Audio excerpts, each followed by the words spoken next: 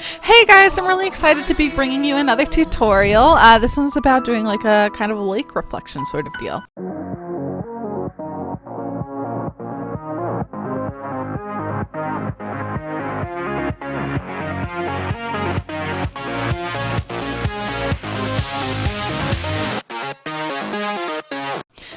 So first you want to take your project files and import them and then save your project.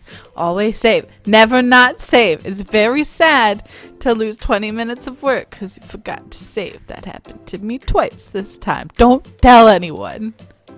Next, you want to take your clips and then size them to your composition, and then double tap L on your music so you can view the waveform. This will make it easier for you to drop your markers for when you would like to flip and rotate your clips. Your markers will be over on the right side of your timeline. Then trim your clips to where you would like them to start. I wanted the dance to go a little bit slower, so I used the time remapping tool.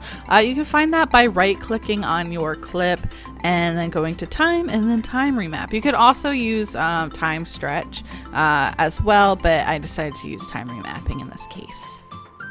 Next, go in and keyframe your scale and position to your time markers.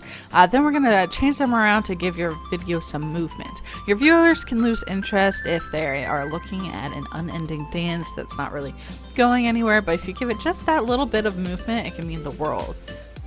After that, we are going to keyframe our rotations. So it looks like we're rotating our phone because that was this trend. We also want to mess around with the positioning as well to show more of the water, which we want to be our new focus. In the beginning, we had it more on our land dancers, but now we want to switch it to our water.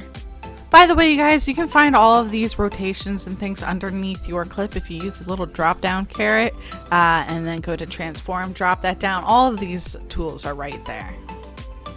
After that, we're going to linear color key our green screen clips. You can find that under effects and presets on the right hand side. And this will remove our green background and make our clip transparent. After that, we're going to mess around with the composite settings until we find one that we like. I think in this case I chose to screen, but you just mess around, click a bunch of different ones until you find the one that you think fits best for your video. Now for the ripple effect. To do this, we're going to go ahead and grab that from our effects and presets and drop it onto our composite clip. And then hide your background. It makes it a little bit easier to see when you're trying to adjust your wavelength and height to be the, speed and length that you want it to be to match your water. You can hide that background clip by hitting the little eyeball next to it.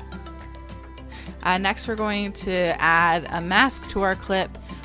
You can find that in the upper toolbar. But we're gonna mask it because your reflection usually don't see like the feet so clearly because it's closer to the water. So we're gonna go ahead and chop those off and then feather it out so it looks like your reflection is becoming more opaque as it goes along. You can do a similar effect to mirror reflections. If you want, drop a comment if you'd like me to do a tutorial on that as well, and I will probably do that sometime in the next month or so. I hope you enjoyed this tutorial. If you want me to do more of these, please drop a like and use code Anomanom in the Fortnite item shop. That actually just in any Epic game store you can use my code. It helps me a lot to bring this sort of content to you guys, and I love doing this. But yeah, this is Anom logging off. Happy playing.